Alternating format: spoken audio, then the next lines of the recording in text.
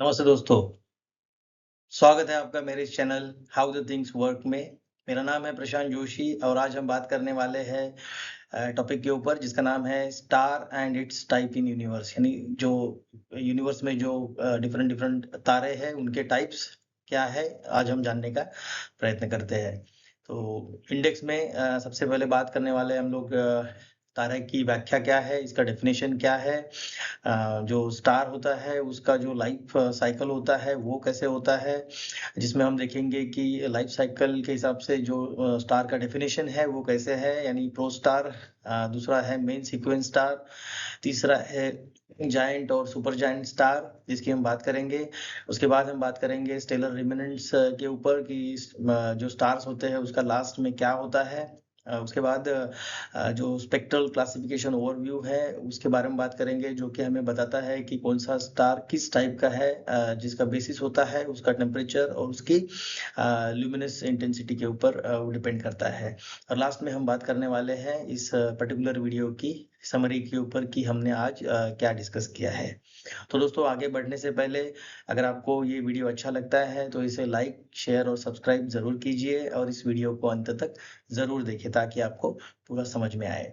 आइए दोस्तों, आगे बढ़ते हैं। तो सबसे पहले डेफिनेशन क्या होती है, तो तारे की डेफिनेशन यानी स्टार की डेफिनेशन जो होती है उसका मीनिंग ये है दोस्तों कि जो एक यूनिवर्स में या अवकाश में एक स्फीयर होता है, गोला होता है, जो चमकीला गोला होता है जो कि प्लाज्मा से बना होता है। प्लाज्मा जो होता है वो गैस जो होता है, आयोनाइज्ड गैस होता है, उससे जो प्लाज्मा बनता है उसका न्यूक्लियर रिएक्शन या फ्यूजन होके उसके बाद उसका कन्वर्जन जो है तारे में वो कन्वर्ट हो जाता है या परावर्तित हो जाता है। जैसे कि मैंने बोला है कि जो गैस होती है, डस्ट होता है, वो कोलैप्स हो जाता है अपने आप ग्रेविटी की वजह से और वहाँ से जो है दोस्तों तारे का जन्म होता है। तो आप यहाँ पर स्क्रीन पर देख पा रहे हो कि मैंने एक अपना जो सन है उसका एक फ़ोटो, इमेजिनरी फ़ोटो जो अवेलेबल था इंटरनेट पर, उसको मैंने यहाँ पर दिखाने का प्रयत्न किया है कि हमारा सूरज जो है, हमारा तारा जो है, सूर्य, सन ऐसा दिखता है। उसके बाद में दोस्तों हम लोग बात करने वाले हैं लाइफ साइकिल ऑफ स्टार, यानी स्टार की जो जीवन यात्रा होती है उसके ऊपर।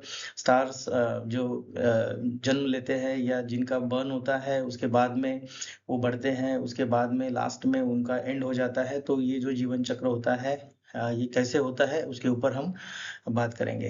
तो सबसे पहले दोस्तों जो नेबुला होता है, नेबुला से जो है प्रोस्टार की निर्मित होती है। प्रोस्टार का जो नेक्स्ट स्टेप होता है वो होता है मेन सीक्वेंस स्टार।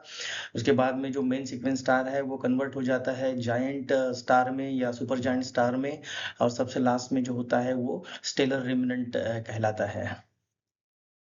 तो दोस्तों, इसमें जो डेफिनेशंस होती है, जो नाम होते हैं डिफरेंट डिफरेंट, वो डिपेंड करते हैं कि तारे का मास कितना है। यानी जो स्टार का मास होता है वो बहुत इम्पोर्टेंट फैक्टर होता है जो डिटरमाइन करता है कि इसका जो पाथ है फाइनल स्टेज तक, बर्न से लेके फाइनल स्टेज तक इसका जो पाथ है वो कौन से पाथ से जाने वाला है।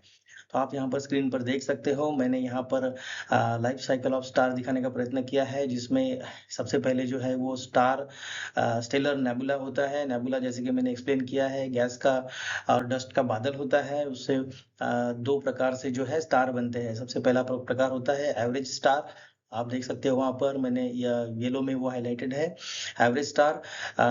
एवरेज स्टार का मीनिंग ये होता है कि जिसका जो मास होता है वो हमारे सन से हाफ से लेके तो 8 टाइम्स यानी 0.5 से लेके 8 टाइम्स की रेंज में होता है। उस स्टार को जो है एवरेज स्टार बोला जाता है। और दूसरा जो टाइप होता है वो होता है मैसिव स्टार, यानी जिस स्टार का जो मास होता है वो 8 गुना से ज़्यादा होता है, यानी मोर देन 8 टाइम्स जो हमारा सन है उससे होता है, उसे मैसिव स्टार बोलते हैं। तो आइए हम पहले बात करेंगे एवरेज स्टार की। तो हमारा जो सन है वो एक एवरेज स्टार है और उसका जो अभी स्टेप चल रहा है वो सुपर अभी अभी जो है वो स्टार एवरेज स्टार है, उसके बाद में उसका जो परिवर्तन होगा वो रेड जायंट में होगा। उसके बाद में रेड जायंट जो स्टेज होती है वहाँ पर जो फ्यूजन की जो प्रक्रिया होती है, जो हाइड्रोजन हीलियम में कन्वर्ट हो जाता है, वो उसका जो फ्यूल होता है वो खत्म हो जाएगा। उसके बाद में वो रेड हॉट बॉल के जैसा हमें नजर आएगा, जो कि नेक्स्ट स्टेप होगा हमारे सूरज का। उसके बाद में जो है वो प्लैनेटरी नेबुला में कन्वर्ट हो जाएगा, और सबसे लास्ट में जो है वो व्हाइट डॉर्फ यानी एक कूल ऐसा एक गोला बच जाएगा, जिसमें कोई जिसका कोर ही सिर्फ हॉट रहेगा, और उसके बाहर का जो फ्यूल वगैरह सब जो ईंधन है वो खत्म हो जाएगा, और वहां पर जो न्यूक्लियर रिएक्शंस होगी वो स्टॉप हो जाएगी, और फाइनली व्हाइट डॉर्फ जो है वो भी नेबुला में कन्वर्ट हो जाएगा। तो यहाँ पर हमारा जो सूरज है उसका एक लाइफ साइकिल खत्म हो जाएगा, और फिर से नेबुला से नए स्टार की निर्मित होगी, क्योंकि नेबुला जो होता है उसे स्टार नर्सरी कहा जाता है। इसी प्रकार जब मैसिव स्टार की बात होती है, तो मैसिव स्टार का जो नेक्स्ट स्टेप होता है वो red giant red super giant stage होता है, जहाँ पर वहाँ पर हाइड्रोजन जो होता है वो हीलियम में परावर्तित होकर लास्ट में जो होता है, जब ईंधन खत्म हो जाता है, फ्यूल खत्म हो जाता है, न्यूक्लियर रिएक्शंस जो होती है वो खत्म होने वाली होती है, उसका कन्वर्जन जो है सुपरनोवा में होता है। तो सुपरनोवा एक ऐसी स्टेज है जहाँ जो स्टार होता है उसका एंड हो जाता है, वो मर जाता है जनरल लैंग्वेज में। और मरने के बाद स्टार मरने के बाद उसका दो टाइप्स में उसका जो नेक्स्ट स्टेज है वो दो टाइप में हमने दिखाने का प्रयत्न किया है। एक होता है न्यूट्रॉन स्टार, और दूसरा होता है ब्लैक होल। उसके बाद में न्यूट्रॉन स्टार और ब्लैक होल भी खत्म होकर फिर से नेबुला में कन्वर्ट हो जाते हैं थ्रू व्हाइट होल, और थ्योरेटिकली बात कर रहा हूँ मैं। और व्हाइट होल में कन्वर्ट होके बाद में वापस से नेबुला बन के फिर से नए स्टार की निर्मित होती है। तो ये होती है जीवन यात्रा या लाइफ साइकिल ऑफ स्टार, जो मैंने यहाँ पर एक्सप्लेन किया है। आइए दोस्तों आगे बढ़ते हैं। अभी सबसे पहले हम बात करेंगे प्रोस्टार की। तो ये बहुत अर्ली स्टेज होता है स्टार फॉर्मेशन में। इसमें जो होता है बहुत सारी डेंसिटी जो होती है, डेंस गैस होता है, डस्ट होता है, वो सारा एक दूसरे में जुड़कर जो होता है स्टार का फॉर्मेशन करता है, स्टार का फॉर्मेशन करता है या नए स्टार को जन्म देता है। और उसमें फ्यूजन जो है अभी पूरा स्टार्ट नहीं होता। तो यहाँ पर आप देख सकते हो, मैंने नेबुला का जो पिक्चर है वो दिखाकर आपको समझाने का प्रयत्न किया है कि ये प्रोस्टार की निर्मित के लिए रिस्पॉन्सिबल होता है। इसके बाद में होता है मेन सीक्वेंस स्टार, जिसमें ये जो मेन सीक्वेंस स्टार है ये बहुत ही कॉमन टाइप है। हमारा जो आज का सन है, हमारी सोलर सिस्टम में जो सन है जिसके इर्द गिर्द हम चक्कर लगाते हैं, ऑर्बिट करते हैं या रिवॉल्व करते हैं, वो भी एक मेन सीक्वेंस स्टार ही है, जिसमें अभी हाइड्रोजन टू हीलियम जो न्यूक्लियर रिएक्शंस है वो कोर में चल रही है, जिसकी वजह से हमें यहाँ पर यूवी रेज वगैरह रिसीव होते हैं पृथ्वी पर।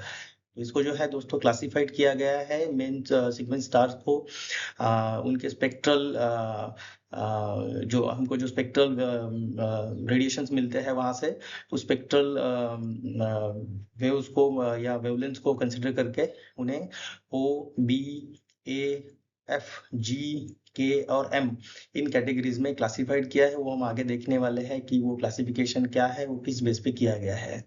यहाँ पर मैंने अभी एक पिक्चर दिखाया है आपको कि जहाँ पर स्पेक्ट्रल क्लास जो होता है वो स्पेक्ट्रल क्लास किस हिसाब से डिफाइन किया गया है, तो वो होता है दोस्तों ब्राइटनेस ऑफ द स्टार, और दूसरा जो होता है उस स्टार का टेम्परेचर। तो जैसे कि आप देख सकते हो ब्लू रीजन में जो होता है वो सबसे हॉट रीजन होता है, और सबसे लो कूल रीजन होता है कंपेयर टू हॉट रीजन, वो होता है एम रीजन। सो जैसे जैसे टेम्परेचर जो होता है वो कम होता जाएगा, उसका ब्राइटनेस कम होता जाएगा। उस सेंस में हमने ये दिखाने का प्रयत्न किया है। इसमें आप देख सकते हो कि हमारा सन भी जो है वो येलो कलर में हमने दिखाया है, जिसका अभी नेक्स्ट स्टेज हम लोग बात करेंगे आने वाली स्लाइड के ऊपर। तो नेक्स्ट जो टाइप होता है दोस्तों स्टार का, वो होता है जायंट और सुपर जायंट। जैसे कि मैंने दो टाइप बताए थे, एवरेज स्टार और मैसिव स्टार। तो जो एवरेज स्टार होता है उसका नेक्स्ट स्टेज होता है रेड जायंट, जो थोड़ा ठंडा होता है, उसका जो एक्सपांशन होना शुरू हो जाता है। जैसे कि हमारा सूरज है, हमारा स्टार, हमारा जो सन है हमारा सोलर सिस्टम में, वो अभी रेड जायंट इस फॉर्म में आ चुका है या आने वाला है जल्दी ही। और उसके बाद जो होता है सुपर जायंट्स, ये होता है मैसिव, जो जिसकी उम्र बहुत शॉर्ट होती है, और इसका जो एंड होता है वो सुपरनोवा के जरिए होता है। तो यहाँ पर आप पिक्चर में देख सकते हो दोस्तों, मैंने दिखाने का ट्राई किया है। 2 स्टार है, एक का नाम है रिजल, दूसरा है बेटलजूस। ये जो दोनों स्टार है, ये हमारा जो नज़दीकी कॉन्स्टेलेशन है यानी तारका समूह है, जिसका नाम है ओरियन, वहाँ पर ये देखने को मिलता है। तो एक है रिजियन, जो कि बहुत ही यंग तारा है, जो बहुत ही हॉट है, वो ब्लू रीजन में आता है, इसलिए वो ब्लू सुपर जायंट कहलाता है। और दूसरा जो है वो है बेटलजूस, जो कि एक पुराना तारा है, उसका टेम्परेचर अभी थोड़ा ठंडा हो चुका है और उसे रेड सुपर जायंट की कैटेगरी में रखा गया है। उसका लाइफ जो है वो जल्द ही खत्म होने वाला है। इसके बाद में है जो नेक्स्ट टाइप है वो स्टेलर रिमनेंट जिसे बोला जाता है। जैसे मैंने बोला था कि जो एवरेज स्टार होता है वो लास्ट में जो होता है वो व्हाइट डॉर्फ में कन्वर्ट हो जाता है, जिसकी डेंसिटी बहुत ज़्यादा बढ़ जाती है और जिसका जो साइज होता है वो अर्थ के साइज के बराबर हो के बाद में उसका जो टेम्परेचर है वो बहुत डाउन होता है, ठंडा होना शुरू हो जाता है। और उसके बाद जो न्यूट्रॉन स्टार होते हैं वो कन्वर्ट हो जाते हैं, सॉरी जो मैसिव स्टार्स जो होते हैं वो यानी सुपर जायंट जो होते हैं वो कन्वर्ट हो जाते हैं न्यूट्रॉन स्टार में और ब्लैक होल्स में आफ्टर सुपरनोवा। सुपरनोवा के बाद में ये प्रक्रिया होती है। यहाँ पर मैंने एक दिखाने का प्रयत्न किया है कि जो व्हाइट डॉर्फ होता है वो कैसे दिखता है। इसके बाद है स्टेलर क्लासिफिकेशन ओवरव्यू। ये क्या होता है दोस्तों, तो हार्वर्ड जो यूनिवर्सिटी है वहाँ पर कुछ स्पेक्ट्रम स्टडी करके जो क्लासिफिकेशन किया गया है स्टार्स का, जैसे कि मैंने बोला था कि जो क्लास होते हैं O B A F G के और एम, ये कैसे डिफाइन किए गए हैं, तो ये टेम्परेचर और उनके जो कलर होते हैं और उनके जो मेन कैरेक्टरिस्टिक्स होते हैं उनके ऊपर ये डिफाइन किया गया है। इनका एक एग्जांपल भी मैंने यहाँ पर दिखाने का प्रयत्न किया है। जैसे क्लास ओ जो है उसका टेम्परेचर अभी 30,000 केल्विन डिग्री केल्विन से ज़्यादा है, जिसका कलर ब्लू है और उसका जो एग्जाम्पल है वो है एलेनिटक। तो इसी तरह से बी ए एफ जी के और सबसे लास्ट में है एम, जिसका जो टेम्परेचर है वो 3700 डिग्री केल्विन से बहुत कम है और जिसका जो कलर है वो अभी रेड हो चुका है। और उसका एग्जाम्पल जो मैंने अभी डिस्क्राइब किया है प्रीवियस स्लाइड में वो है बीटलजूस। तो इस पूरे चार्ट में दोस्तों हमारा जो सन है वो आता है टाइप जी यानी क्लास जी में, जहाँ पर वो अभी जो है वो एवरेज स्टार के रूप में अभी अपना काम कर रहा है। और सबसे नीचे दोस्तों आप देख पा रहे हो यहाँ पर स्क्रीन पर जो सन जो है वो वी कैटेगरी में आता है, यानी जो कैटेगरीज है ल्यूमिनस क्लासेस जो बोलते हैं ल्यूमिनिसिटी क्लास, उसके हिसाब से क्लास 1 यानी क्लास रोमन 1 यानी सुपर जायंट्स, क्लास रोमन 3 यानी जायंट्स और क्लास 5 यानी मेन सीक्वेंस स्टार। तो हमारा जो सन है वो अभी भी मेन सीक्वेंस स्टार और स्पेक्ट्रम के हिसाब से जो है वो जी कैटेगरी में आता है। तो दोस्तों इसकी जो समरी है उसमें हमने देखा है कि जो स्टार है उसका डेफिनेशन क्या है, उसकी जो लाइफ साइकिल होती है वो क्या होती है, उसके बेसिस पे हमने कुछ टेम्परेचर रेंज, कलर चेंज, इन सारी चीज़ों के हिसाब से जो स्पेक्ट्रल क्लासिफिकेशन देखा है, उसकी कैरेक्टरिस्टिक्स क्या होती है देखा है और कुछ एग्जाम्पल भी हमने इस वीडियो में देखे हैं। तो दोस्तों मेरा ये वीडियो आपको कैसा लगा, इसे लाइक शेयर और सब्सक्राइब ज़रूर कीजिए और मैं आपको जल्दी मिलूंगा मेरे अगले वीडियो में। तब तक के लिए धन्यवाद।